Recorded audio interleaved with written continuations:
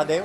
आज हम आए हैं उबेश्वर महादेव और उबेश्वर महादेव के यहाँ पर जो सावन का महीना चल रहा है उसको लेकर हम तमाम जानकारियाँ यहाँ से हम आपको रूबरू करवाएंगे और यहाँ बताएंगे कि ये जो मंदिर है कितना पुराना है। अभी आप देख रहे हैं कि विधिवत पूजा अर्चना का दौर चालू, अंदर मंत्रोच्चार का दौर शुरू है और आप देख सकते हैं कि किस प्रकार लोग यहाँ आ रहे हैं और उबेश्वर महादेव जी के दर्शन कर रहे हैं। अभी हम पुजारी जी से बात करेंगे कि इस मंदिर की क्या इतिहास है, क्या प्रमाणिकता है और क्या यहाँ की विशेष जो ऐसी चीज़ है जो हर मंदिरों से अलग उबेश्वर महादेव को अलग बताता है।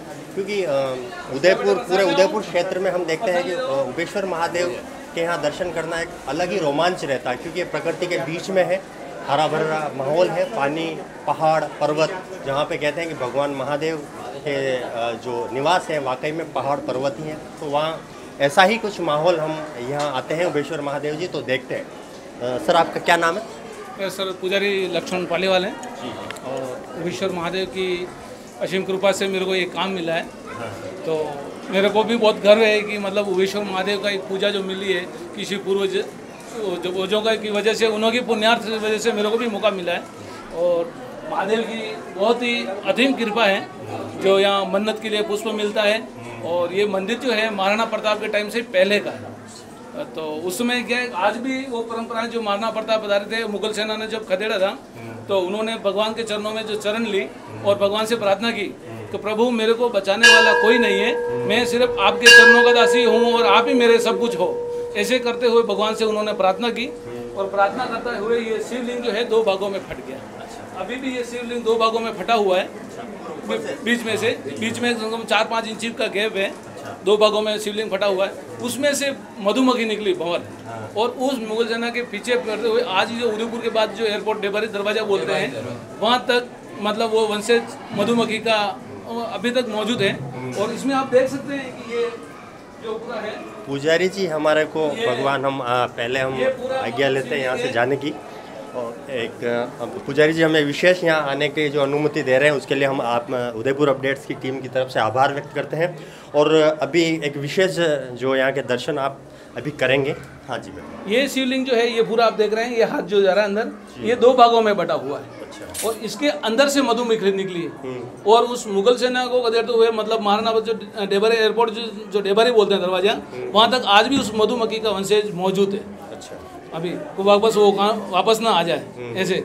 और इस भगवान की इतनी महिमा, जो मन्नत के लिए जो पुष्प मांगते हैं, जो एक एक करके पुष्प मांगते हैं, अलग से सुबह 9 बजे पूजा होती है, शाम को 4 बजे होती है। अपन जैसे कोई नौकरी या कोई मन्नत जो मांगते हैं, भाई शादी ब्याह छोटा से बड़ा कोई लेके, तो मन्नत जो पुष्प मांगते हैं, जो एग्जैक्ट पुष्प करते हैं यही वाला पुष्प चाहिए, वही पुष्प मिलता है अपन को सुबह 9 बजे। अच्छा। और इतना पुष्प स्पंज होके बाहर मिलता है कि 4 फीट 2 फीट जाके दूर मतलब पुष्प ऑटोमेटिक गिर जाता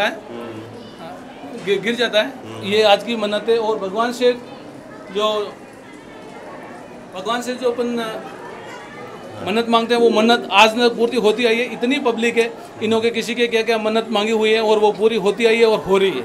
ये भगवान की अपरम महिमा है। और ये जो जलधाराएं हैं ये ऊपर कहीं बिना बारिश चाहे जितना अकाल पड़ जाए, ये यहाँ से आधा किलोमीटर ऊपर ही है, एक पत्थर से ऑटोमेटिक 500 फीट की 1000 फीट की जो ऊंचाई जो है, ऊंचाई पे देखते हुए ये ऑटोमेटिक गंगा बह रही है। शिव जी के जटा से गंगा बह रही है। और आज भी ये कितनी भी गर्मी हो, इस अकाल में भी गंगा वो सूखती नहीं है। और प्रभु से जैसे सावन महीने वगैरह से हर हवन वगैरह अभिषेक जो करते हैं, मन्नत मांगते हैं बारिश की वगैरह से, तो इस बारिश की प्रभु की लीला है। कभी तक इस एरिया में ऐसा कोई अकाल नहीं पड़ा है। और इस प्रभु की वजह से कोरोना काल में भी इस एरिया के अंदर जो ये दार पंचायत लगती है, एक भी पेशेंट कोरोना पेशेंट नहीं आया है।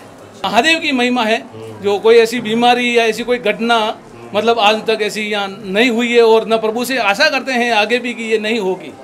और ऐसे करते हुए आगे एक ऊपर जो विष्णु देवी का मंदिर पे है, मुनि जी गुरु जी का जो मेरे फादर थे रामलाल जी, वो श्रीनाथ जी से लेके उनको गुरु जी को मुनि जी महाराज जी को भी यहाँ ले आए थे। और यहाँ उन्होंने दूना वगैरह से और चेतन मूर्ति थी, उन्होंने मिलकर ये विष्णु देवी का एक मंदिर बनवाया विष्णु देवी धाम से। और विष्णु देवी नाम से वहाँ भी बढ़ सके, वहाँ से जम्मू से जोत ले आए और जोत ले आए जम्मू से।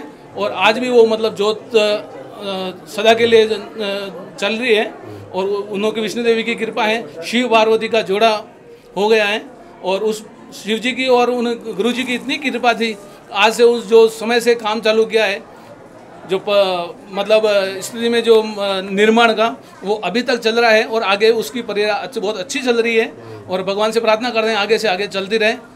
जी, ये एक जानकारी और चाहेंगे कि ये जो भगवान महादेव का शिवलिंग है, ये स्वयंभू शिवलिंग, ये स्वयंभू शिवलिंग है। मतलब ऐसा बताते हैं कि ये जो शिवलिंग है, मतलब महाराणा प्रताप के टाइम से जो है जलेरी, तो किसी पुजारी ने, जो वंशज में पुजारी थे, उन्होंने प्रार्थना की, प्रभु जी तो पहाड़ जो चढ़ते हैं, एक दो पहाड़ चढ़ते हैं, अब मैं चढ़ के मतलब थक के मतलब बुजुर्ग हो चुका हूँ, अब आप ऐसी कृपा करें जो आप कुछ सामने आए। मेरे को इतना चला नहीं जाता, उस समय रोडें वगैरह नहीं थी, कोई साधन भी नहीं था, तो वो पैदल करके आते। तो फिर प्रभु ने उसको सपने में आगे कहा, अगर भाई पुजारी तो करे ऐसी तुम्हारी इच्छा है तो तू मुझे ले चल, और अब तेरे मेरे बीच में एक शर्त रहेगी कि जहाँ तू लघु शंका वगैरह करेगा, ऐसा कोई होगा तो मैं वहाँ से आगे नहीं आऊँगा।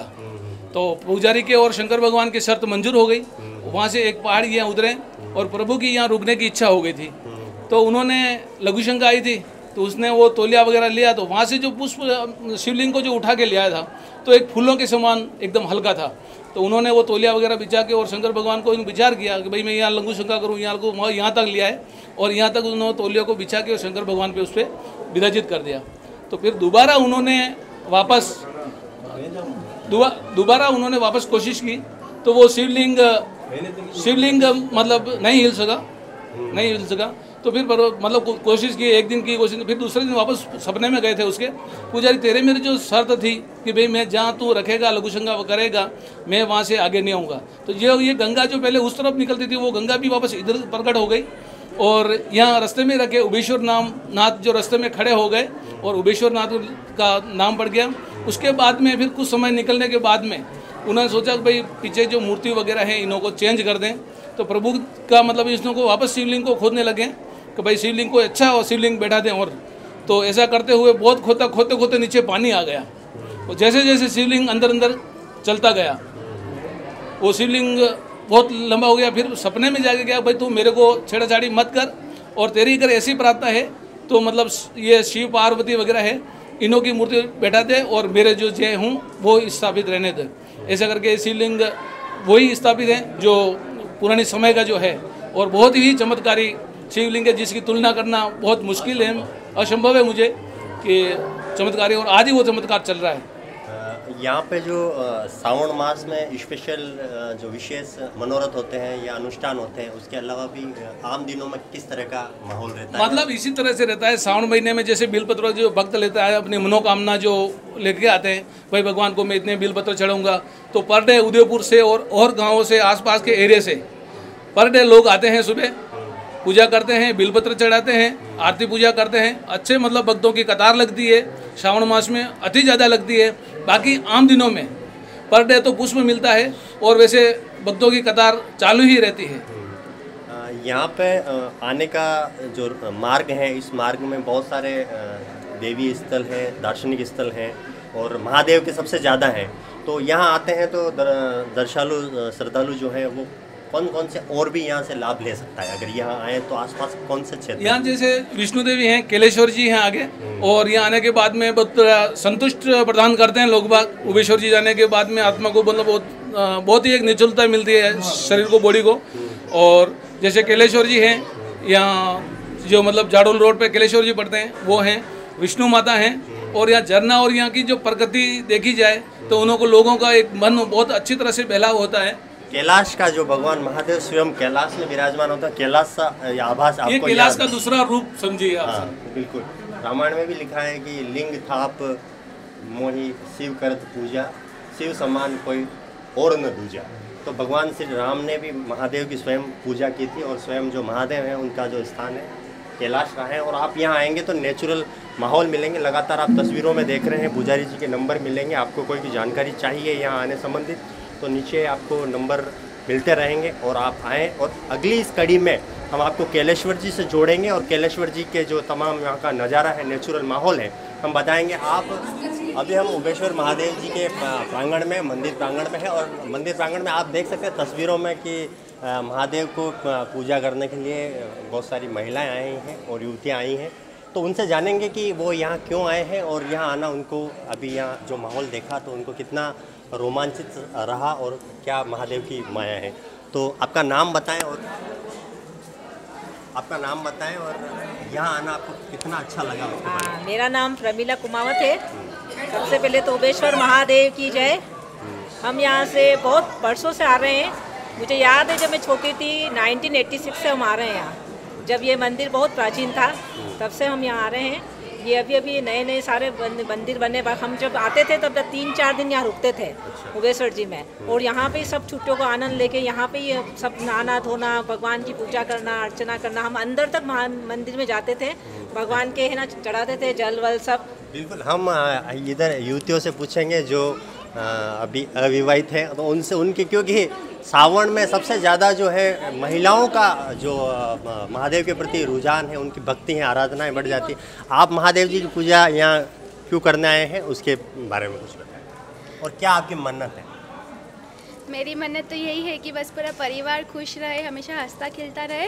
और सावन का महीना चल रहा है तो इसलिए आई हूँ ताकि मैं भगवान की पूजा कर सकूँ, उनसे दर्शन ले सकूँ, बस यही है और कुछ नहीं। बिल्कुल, बहुत अच्छी बात कही। और हम द उदयपुर अपडेट्स की तरफ से आपको शुभकामनाएं देते हैं कि आपका जो मनोकामना है वो भगवान महादेव पूरी करें। अब हम कुछ महिलाओं से और वार्ता करेंगे कि वो यहाँ आए हैं और सावन में जो या प्राकृतिक माहौल है परिवार के साथ में कैसे आप इंजॉय कर रहे हैं इस पूरे माहौल। मेरा नाम माया कुमावत है। मैं सदियों से मेरे पूरे परिवार के साथ यहाँ आ रही हूँ, और अभी भी मेरी बहनें, भाभी है, मेरी मम्मी, आंटी वगैरह सब आए हुए हैं। हम यहाँ बड़ा आनंद लेते हैं। अभी हम भजन कीर्तन करेंगे 1 घंटा अंदर बैठ के, और यहीं हमारा भोजन वगैरह है। बिल्कुल, तो देख सकते हैं आप तस्वीरों में लगातार माहौल बड़ा खुशनुमा है। आप भी आएँ तो ज़रूर आएँ, परिवार के साथ में हैं, और इस तरह के अपने घर पे जो महिलाएं हैं, जो अपने और सदस्य हैं, उनको भी लाएं। आप द उदयपुर अपडेट्स के इस चैनल पर लगातार बने रहें और ऐसे ही रोचक और चौचक वीडियो देखते रहें। शुक्रिया, धन्यवाद, आभार। जय महादेव।